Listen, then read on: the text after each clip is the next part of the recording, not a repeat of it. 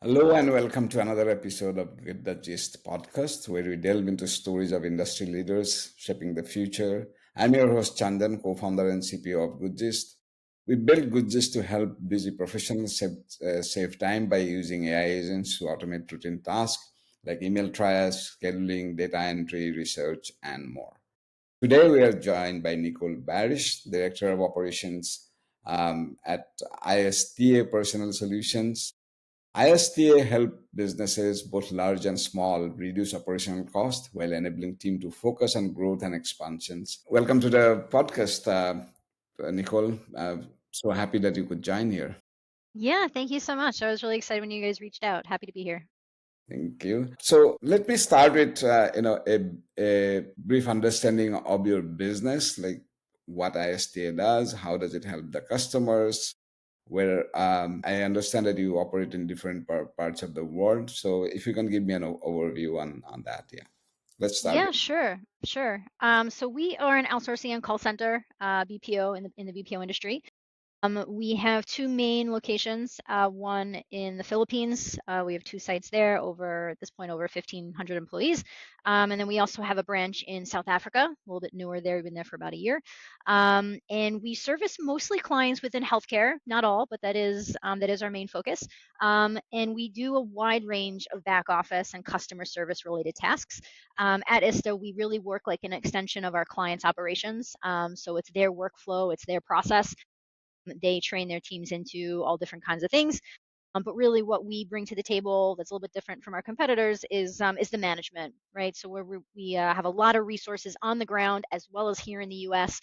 To be able to assist our clients through onboarding and training and implementations, all the way through actual production, helping our clients make sure that the quality of the work is what they're looking for, both the volume and of course the accuracy of it, make sure they're doing it correctly. So we've been in business now, I don't know, I think almost 8, 9 years, and have really kind of developed a really robust program because we do work with a lot of clients that have not outsourced before, that are fast growing, that are scaling, and so really help make sure that they're set up for success.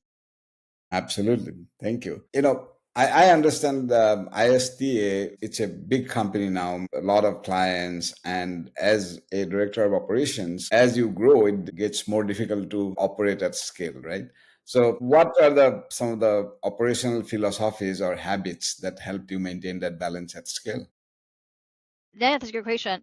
Great question. I think very much in line with what you guys do. When you are a small company and there's just a few of you, whether it's ISTA, whether it's even the clients that we service, you can get away with processes that are inefficient because it doesn't really matter, right? It's a little bit, it's a few people, everybody just is sort of doing the regular stuff. Even take just like emails, right? We have a lot of support staff. If I have an IT question, we're just two people. I just email my IT guy, not a big deal. But now you have 1,600 people that maybe have an IT problem. You can't be sending that through email. So, internally and with our clients, we really push how to streamline processes, how to, just not make them more efficient, but visibility, accountability, right? We developed a whole internal ticketing system, right? Because we had people say, hey, I'm asking admin for whatever, and they're not getting back to me. And I'm like, well, I don't know that. I can't see that because you emailed them. So we created a whole ticketing system to be able to provide that visibility and accountability, so we could make sure that our departments were working adequately, right? And that they were processing things timely, things weren't getting lost. So it's just one of those things that it's part of the growing pains, right? When you're small, you do things that work, and then you grow, and all of a sudden you're much bigger. Those they don't work anymore, and you have to really pivot pretty quickly, because it very very quickly could come tumbling down on you. Yeah. Um, but good that I mean you mentioned about the emails, and what we do at GoodGist is basically what we call as inbox to impact program, right? So you get a lot of emails. Somebody get executives like you get a lot of emails, or you have some shared inboxes that the people keep on sending emails, and at some point of time it becomes a headache, or it becomes kind of unscalable to process all those emails, understand those emails, or reply to those emails. So, do you see automation playing a role in that in industries like yours? Imagine somebody you are onboarding a customer and they are sending you some documents, or you need to reply to them asking for more documents and all those kind of things. And probably you have a team that is responsible for onboarding, and they're kind of processing a lot of emails. So do you think a solution to help those people to reply accurately, processing the understanding the documents accurately, whether those documents are in the required format or they have this all the information that needs to be there? Do you think, do you see a possibility of some AI solutions helping those people? Yeah, 100%. I mean, look, AI is the way of the future, right? It's coming quickly. It's not taking over completely just yet, right? You still need the human component. There's still limitations to what it can do. And there's some things that maybe even AI can do better, but you don't want it to, right? You still need the person. And I think that that's why there'll always be, a need for what we do and for what ISTA does. But yeah, even though I know this probably hurts our bottom line to say, automate first, right? Look to see what you can automate. What can you streamline? There's definitely a certain amount of tasks that nobody should be busy with, right? And let all of your staff, whether it's offshore or onshore, focus on the more important things. So automation is definitely key, to making sure that you're not getting bogged down with things that are not necessary, and just, making things much more efficient. And like you said, then even better quality, right? If I'm bogged down, I know if I get 100 emails, at some point I'm just not paying attention as closely, right? So that one email that was like really important, I miss because I had 99 other ones that were not important, right? And so, we often help our clients sort of see that and try to come up with solutions for them so that when they are offshoring and they are training their staff into these processes, we're setting everybody up for success, right? Because we're all human and we all get, bogged down, and there's a certain amount of complacency. Automation and AI is a really great tool. It's not a substitute, but it is a really great tool to really make everybody's operation more efficient. Absolutely. I think you bring a great point there about, it's not about replacing human.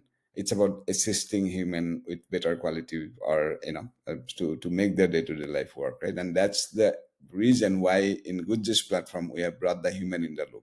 So every automation based on some conditions, or, based on the data or based on the context, the platform can bring a human in the loop to kind of review, edit what correct what the agent did, and move in the process. So I think that's a great point, that any automation, or especially the AI, agentic AI automation, human in the loop is a major component of any platform. I don't think we are there yet where you can completely ignore the human, and I don't see it happening. Like, yeah, it may do 70% of the things correct always, but there will be, being very practical, there will be that 25% or 20% that always needs a human in the loop. It is, the goal is not to replace, but make them more productive, in their day-to-day functions. Yeah, 100%. 100%. All right. So, in general, well, do you see, in your industry, how do you define the stage that we are in right now? It's kind of, just exploring what AI agents can do, or what in general AI can do, or there are people or the companies are thinking in that direction, like how I can use AI to help my business. I mean, I'm just trying to understand from the adoption point of view at what stage we are now. I know it is not in the, I mean, it's probably exploring and, just Right. trying to understand what we all can do. But if you can throw some light on that. Yeah, I think for the most part, us internally as well as the clients that we service, I think it's still very much exploratory. I think everybody's still trying to figure out how to use the power of this tool, and there really is a science to it. I see those videos of how to like leverage ChatGPT and how to like really get the most out of it, and there really is a skill to it. There's a skill to being able to ask it the right prompts and get out of it. So I think that we are all still exploring and trying to figure out where it fits and how it fits, because it is new. I think that there are certain aspects of AI that are cost prohibitive still. It's not quite cheap enough to integrate completely or to be able to pass through such things and costs to our customers, let's say. I mean, there are people that are doing really amazing things, but I think it's still in sort of a pioneer stage. But yeah, I see it being adopted more. I see people being open to figuring out how to use it more.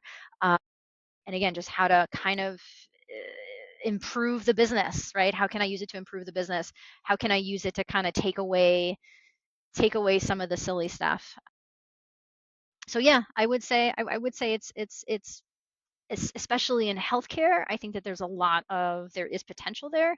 But you know, healthcare is sensitive. So much of it is sensitive. And do you really want to, you know, it's sort of like the self-driving cars, right? It's like you can try to convince somebody for sure it's safer than a human, but also I don't have that control, right? There's a whole control element. And so I think in healthcare, I think that there is opportunity. I think that maybe it will be one of the last ones to adopt just because of the human component and because there can be, there's so much sensitivity to it. But yeah, a lot of healthcare is manual. You know, you talk about medical billing, you talk about a lot of these things that, you know, right now there is no substitute that to call in a claim, you have to call the insurance company, right? You have to call them. You know, they're not on portals, they're not digital. You have to physically pick up the phone and call the agent, which we joke, you know, in the Philippines, they're probably calling somebody across the street, right? They're calling the insurance company across the street to get their claim paid. But there's just there is a lot of manual components to it.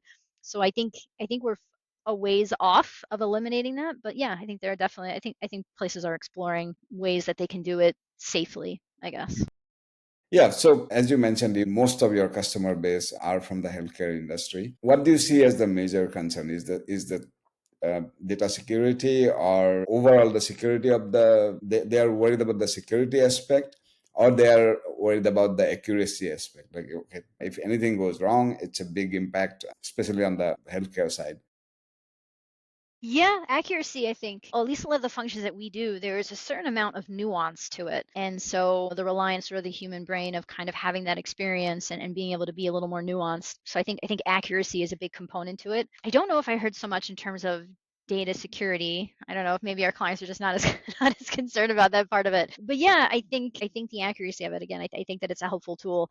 I don't know if it's just not 100% there. And again, it's only as good as the information that exists. You know, for example, we work in a lot in long-term care, so nursing homes, skilled nursing facilities, and there are, you know, we do manual patient chart audits. We have agents, nurses in the Philippines that are auditing patient charts for compliance. Now, they have softwares out there that do that, right? You can buy a software that will sort of scrub it, but it is only as good as the information that's put in, right? If there is not information, it's not giving you what you want. So there still is that element of having somebody go in and saying, hey, this is actually put in, you know, not put in at all and is incomplete.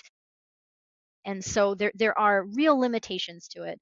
Um, and so I think that's sort of where, again, I think each company sort of decides for them what they're, how much are they willing to sacrifice, right? Am I willing to sacrifice that extra 20% of inaccuracy, right? To just say, hey, I have a software, or do I also want to have a human component to it? So I see both. I see them come down in both ways.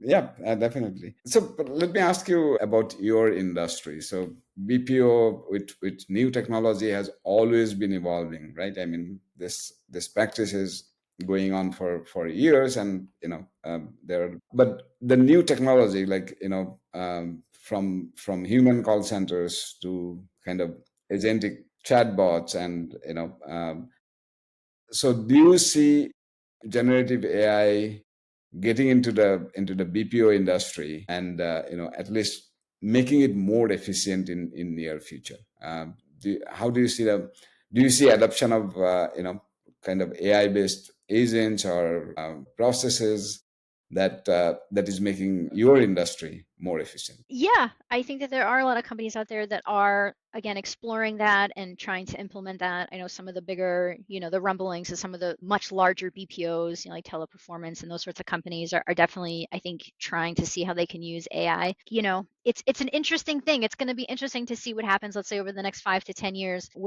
Does it get good enough to where people are comfortable with just sort of an AI bot? Or do we see maybe it go back the other way and say, hey, we're sick of the robots, right? I want to be able to speak to a person. You know, I know when I call in, you know, to a company and I get the call tree, you know, I get the robot on the phone saying, you know, what are you calling for? And it can't understand me, you know, and I'm like, just 0 0, get me a person. I just need to speak to a person. So it really depends. I think it really depends how painful or not it is. And I think that in our industry specifically, when if it's painful and it starts out painful, it's hard to shake that.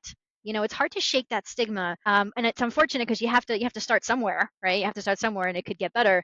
But you know, you just see that, like, if I call in and I get that robot, I'm just like, ugh, I just don't want to be bothered. I can't just anticipate it's going to be painful, even if it won't be. Right? I immediately just dread whatever this experience is going to be. So I think it will be interesting to see.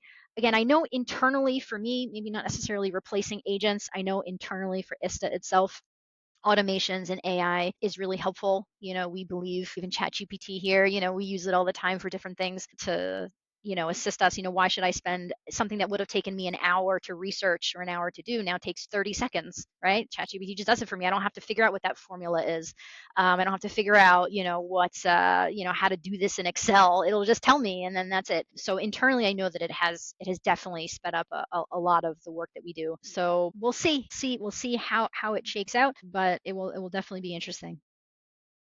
Great. I think AI is already helping you being more productive, as you talked about the generative AI that you are using on your day-to-day operations. It was a pleasure talking to you, Nicole. Thank you so Cool. much for joining us. Yeah, I really appreciate the time. Thank you so much.